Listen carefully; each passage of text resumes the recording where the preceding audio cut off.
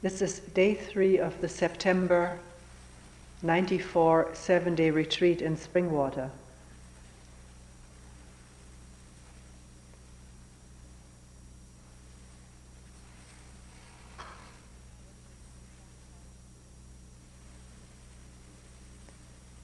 In wondering what to talk about this morning,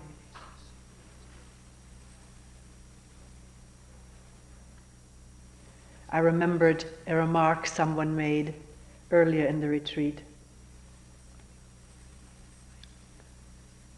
was actually toward the end of a meeting. Not much dialogue ensued, an individual meeting.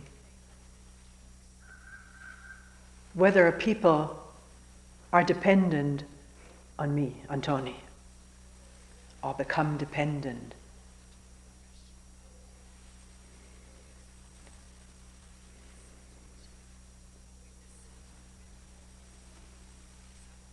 The particular question was related to staff, people on staff.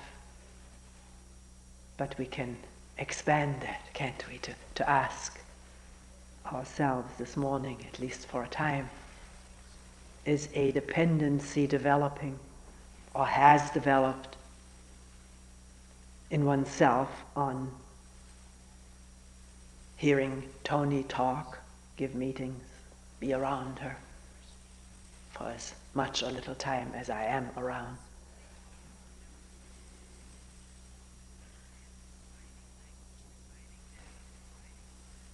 Right after the meeting, I felt I would like to talk more about this. I haven't thought about it until this morning, before the talk here. So we'll open it up and look at it. Maybe more things will come up in group or individual meetings about the possibility or actuality of dependency.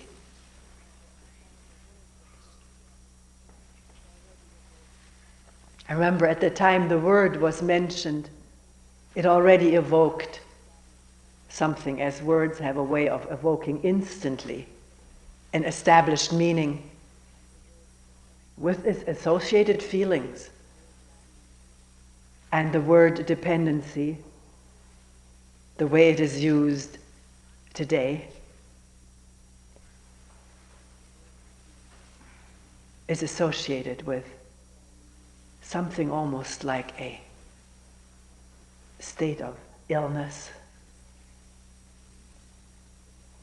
Something is wrong when one is dependent, and something that needs to be remedied, certainly looked at, something done about it, to get rid of this dependency.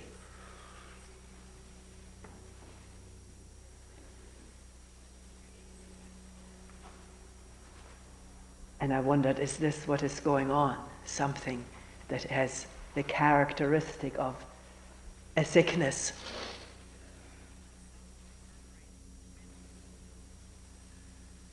Something to be remedied, gotten rid of.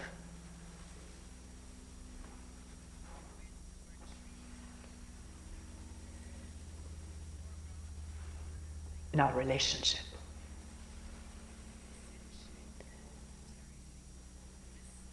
So I think we have to explore more together here what we mean by being dependent before we can find out whether this is what's taking place and whether it is something that is unhealthy. And what occurs right now is that all of us living sentient beings are dependent on air. The fresher, the better. The more polluted, the worse, for toxification of the body. We're all dependent on water. The fresher, the better. We're all dependent on food. Without food, we would not, and water and air, we would not live very long at all. Maybe 2 weeks, 3 weeks, maybe 4 weeks. I don't know how long. Some records have been set. We need sunshine. There's a lot of talk when the fragmented comet plunged into Jupiter. What if something like this plunged into the earth? What would happen? And one of the things that was mentioned was the debris raised into the atmosphere by such impacts would shield the sunlight from the earth for long enough that life could perish. Like very probably the dinosaurs perished. It's the latest theory, a big meteor sending up ashes, circulating around the earth for years. And without sunlight, no photosynthesis, no vegetables.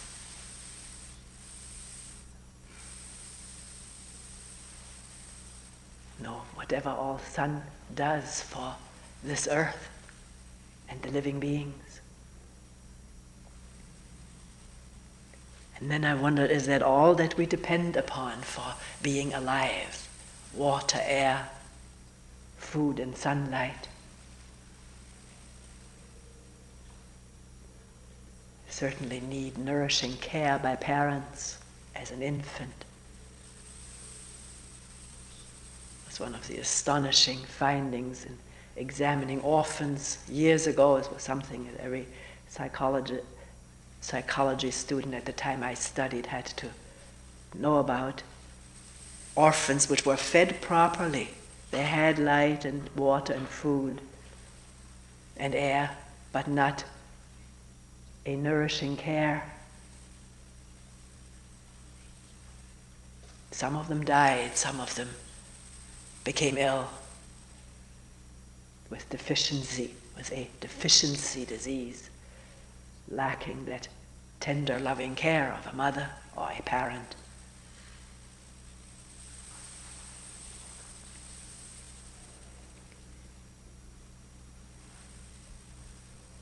So that's something that is really needed, and a lot of us have not had enough of it. Maybe none of us have had enough of it,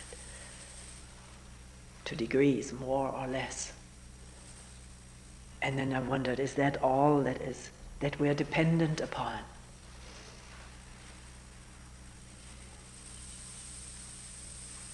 And it occurred crystal clearly that without crystal clarity and in touchness with what is so, beyond all doubt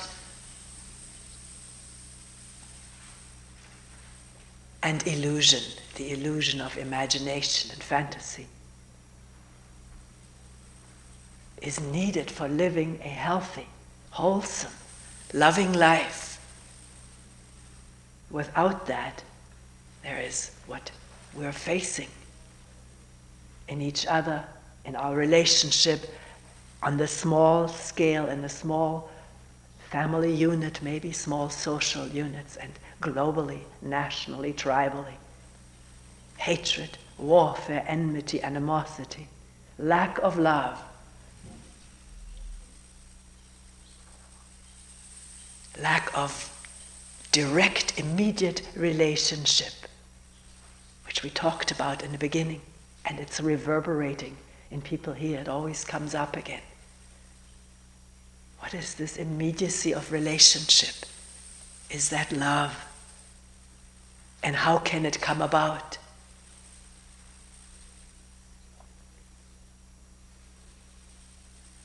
One can try to bring it about by believing in it, by thinking about it, by reading inspirational literature about it, hearing inspirational talks about it or sermons about love.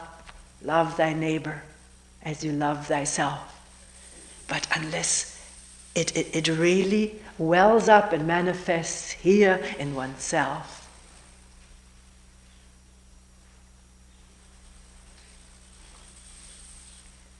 it is just word intoxication, idea intoxication.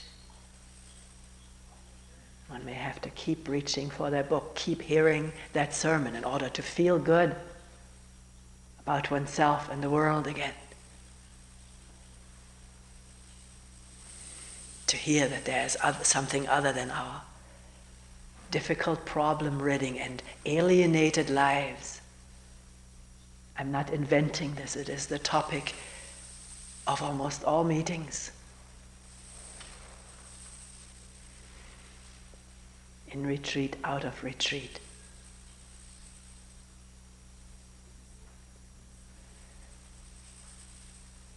So, maybe we are dependent on the clarity of insight to illumine our lives and our relationships with love, and immediacy of listening to each other, being there for each other. Like we need air and water, food, and sunshine.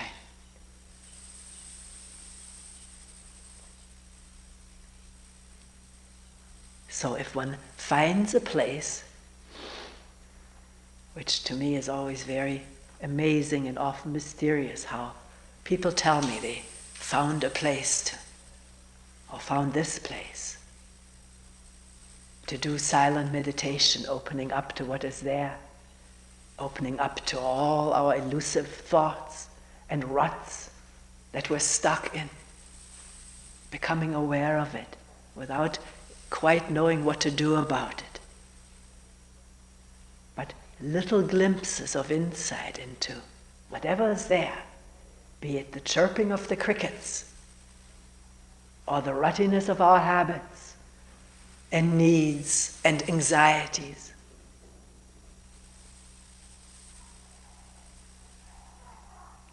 And something happens with this insight. Maybe a welling up of some never-known energy, which may express itself as lovingness toward everyone and everything.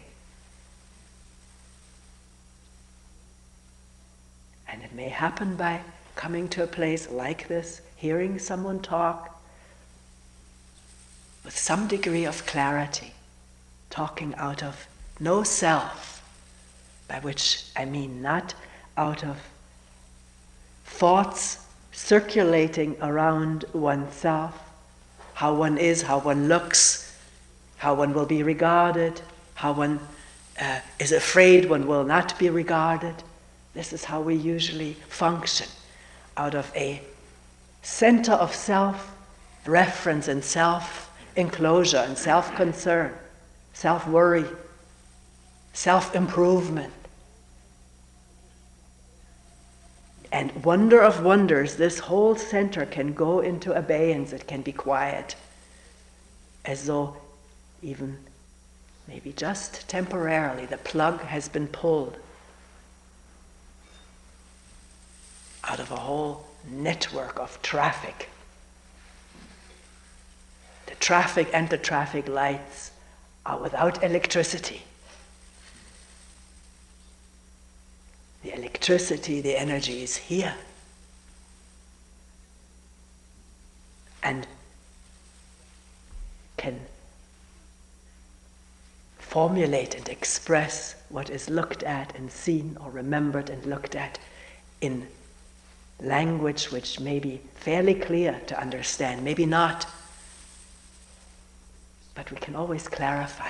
I don't think I said this in the beginning. If something is not clear, you haven't understood it, or you think it is not like this, please bring it up in group or individual meeting. We'll start at it freshly. I may not remember what I said, but I can look at it freshly. The energy is there most of the time. And so is the clarity to look and express freshly. Or to say, I don't know. So, if someone, whoever, it doesn't matter who it is, name doesn't matter, background doesn't matter. If someone is able to clarify things, to put things clearly out of looking directly, not out of the self-center, and yet the self-center can be brought into awareness through memory and looked at right now. Does that have an effect on the listener. We've groped with this for as long as I can remember. What is the function of such a person? How does such a person affect the so-called others?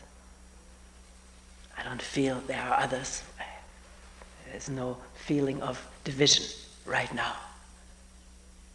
The best word that has come up with quite spontaneously for a number of people is function of a catalyst bringing about some chemical reaction without changing in the process. Or maybe you people who are chemists can put it better. The presence is sufficient the presence of a catalyst sufficient for a chemical reaction to take place. Well, here-ness, now-ness, directness, truth is always present. It doesn't have to be someone talking on a beautiful Tuesday morning. It can be the listening to the waters washing over the rocks, splashing down the incline and the gorge. Sound of a bird or a chair creaking. Or just waking up to, one person said, anger about to take place and seeing it. An opening taking place, one knows not why. One would like to have the cause, to capture the cause so that once the cause is captured, we can reproduce it at will. It's the story of our science. But it is not capturable in that way. Because there may be not any cause or any one specific cause. Who knows? I don't. But it does happen in being here together, alone, in talks, in meetings, groups, that there is a waking up, an opening up to what is actually happening in oneself. Not becoming proficient in repeating what the person who gives the talk says, and being able to repeat it to others correctly, faithfully. This is not what we're talking about. The only meaning to giving talks and holding meetings is for all of us to wake up directly for ourselves, to see for ourselves the truth of what we are. Beyond all ideas and beliefs and imaginations and wishful thinking. The direct insight into what we are, what everything is, this moment, what this moment is. Beyond words. And when that happens, for a human being, at that moment is a dependency growing on what was present at the moment of waking up.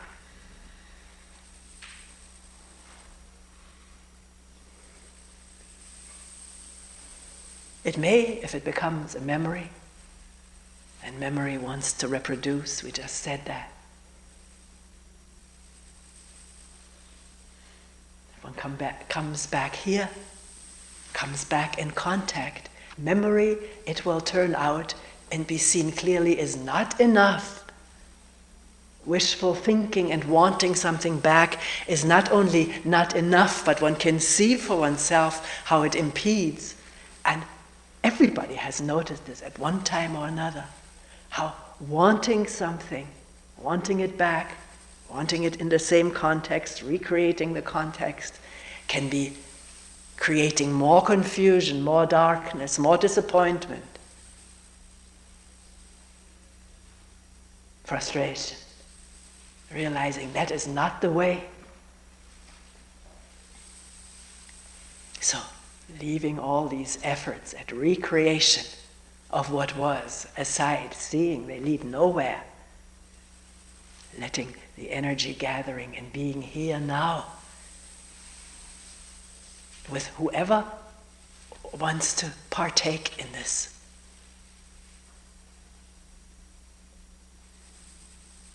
Is that dependency?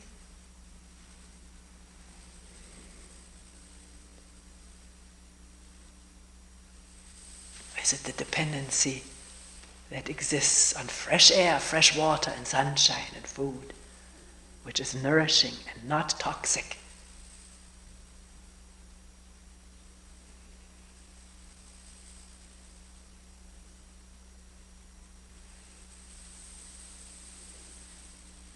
And with more insight, more stability of awareness, there is a growing energy and joy, and also the very spontaneous and natural desire to share this with others.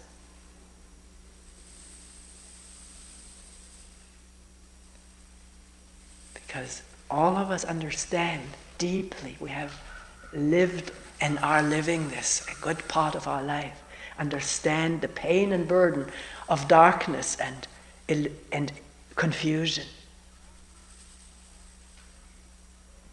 And what a human being is capable of saying, doing, reacting out of that confusion. And a spontaneous energy to help, to talk together, to give talks, to meet, to clarify, to whoever wishes to do this thing, not going out to proselytize. That doesn't go with this work. Never felt that desire to start advertising.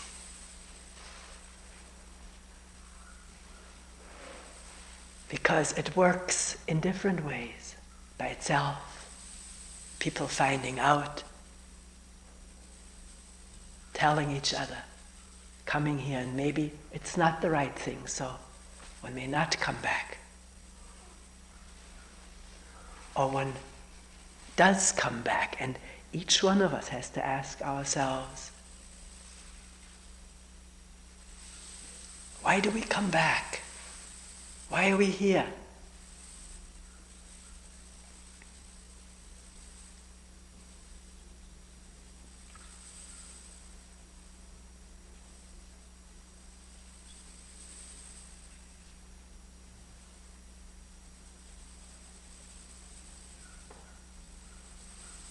Anyone who's sitting 7 or 10 day retreats, or fewer days, I'm not putting any limit on it, or longer times,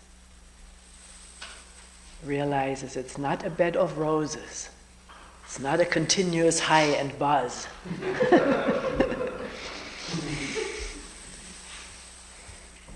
Some people have been consumed with anger for years of retreating. One person told me, if it hadn't been year after year after year burning with this anger in retreat, I don't think there would have ever been freedom from it the way it is now. There seemed to be no end to it, no result. And yet, one comes back because one has no choice.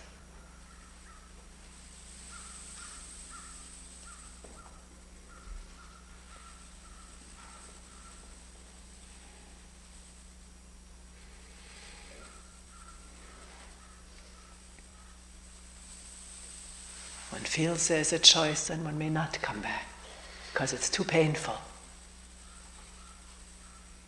to face what we are in our personality, in our conditioned shell.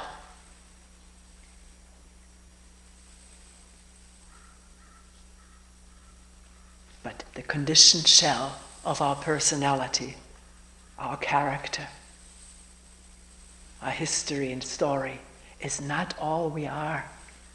It is the most unimportant part. Is it hard to hear? Or is it relieving to hear? Or find out for oneself. what this personality is. And whether this is all that one is.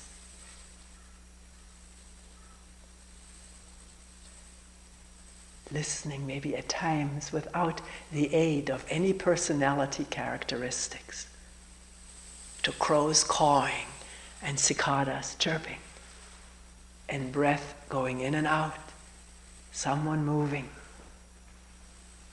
everyone beating hearts.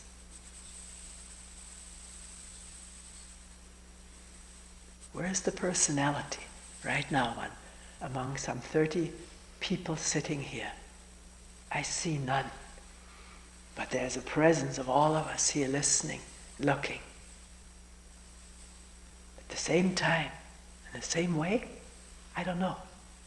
That's for each one to look. And if there are obstacles, strictures, blinds, what are they? Ask it benignly, wonderingly. What is happening right now? And feel the numbness or the closed upness directly, without trying to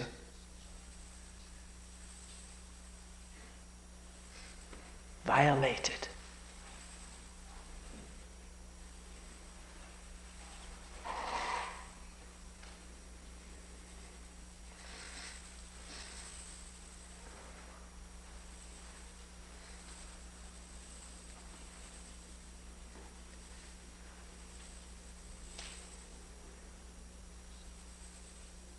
So, in asking myself, am I dependent on this?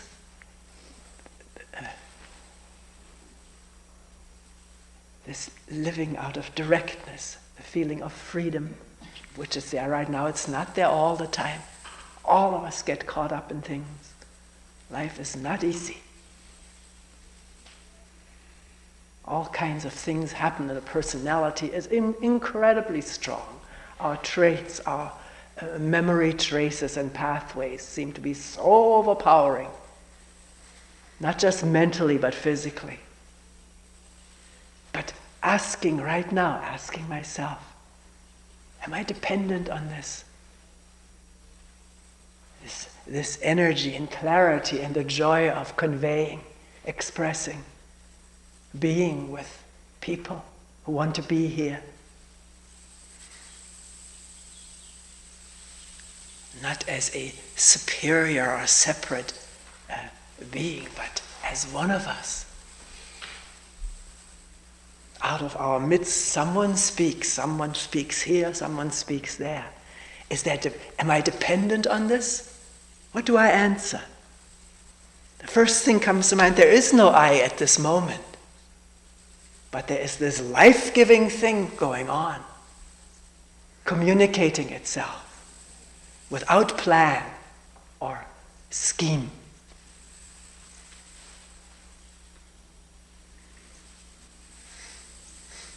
Yes, life in its fullness depends on this strength, on this light, on this energy. Because it seems to support and give life to everything, only to be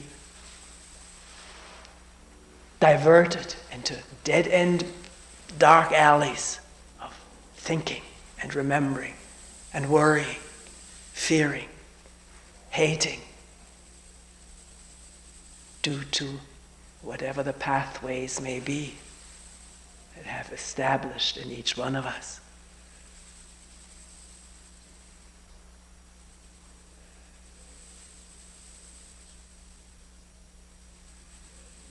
But it doesn't matter whether they're there or not. This light of being, this energy of being here, doesn't need that other circuit.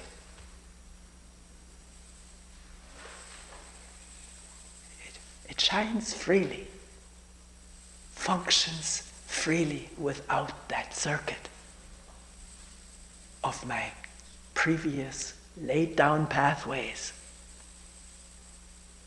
It's not mine. The language puts it that way. It has happened in each organism, but it doesn't belong to anyone. It's happening and has happened and has its effects.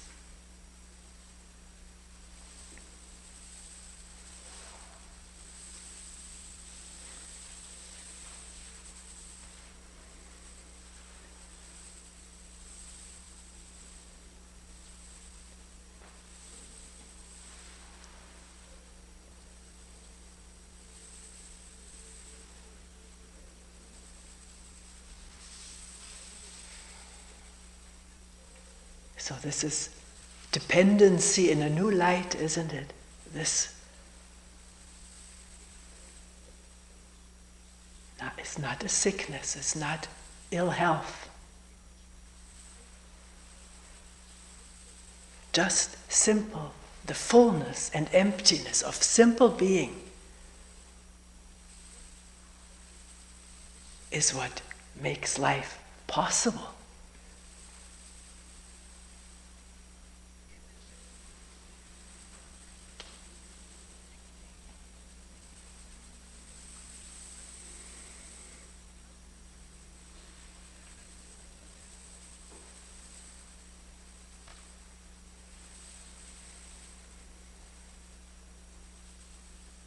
Without it, it becomes shadowy.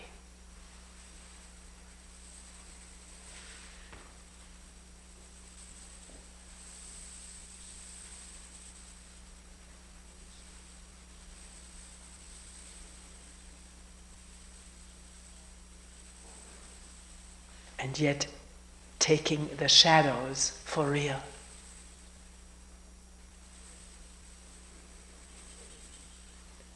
Someone asked yesterday in a group meeting, at one point, who is aware?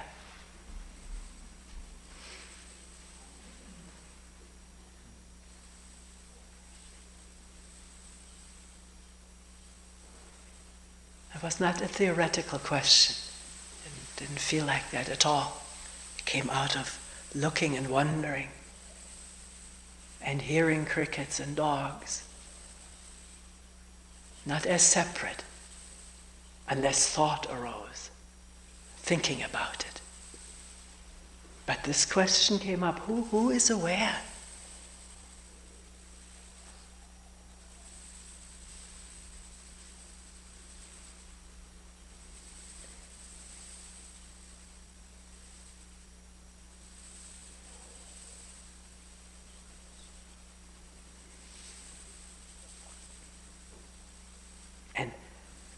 Conditioned questions like this one have conditioned answers ready. It's either me or a super reality or answers, posing or positing something, some instance, some entity, some presence, some God, some concept to answer this question. But keep it alive. Without answering, and maybe the question is too loaded, too leading on to the brain to search for answers in a conditioned way.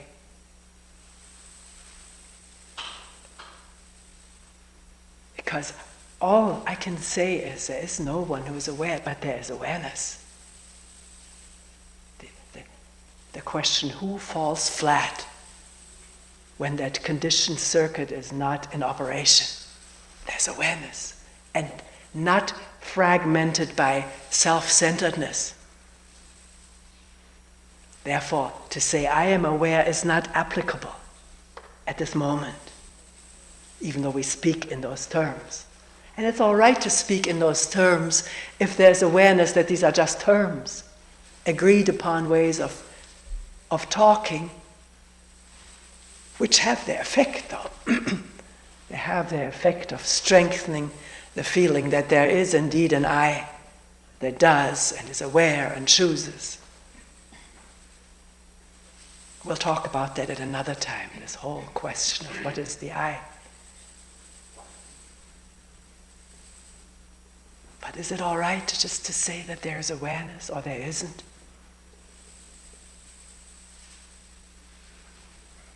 Find out for yourself.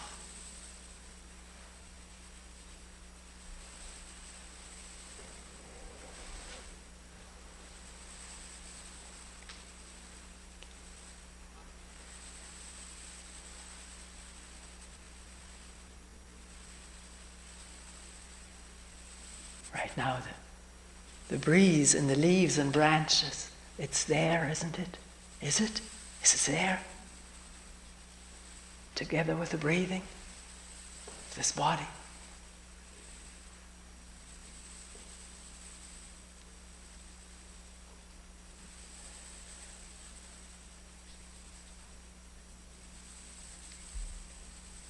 No need to think about it, no need to name it, no need to know it.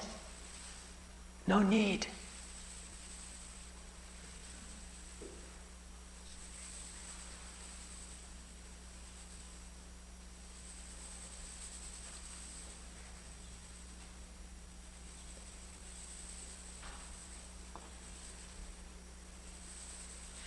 Just simple aliveness without separation.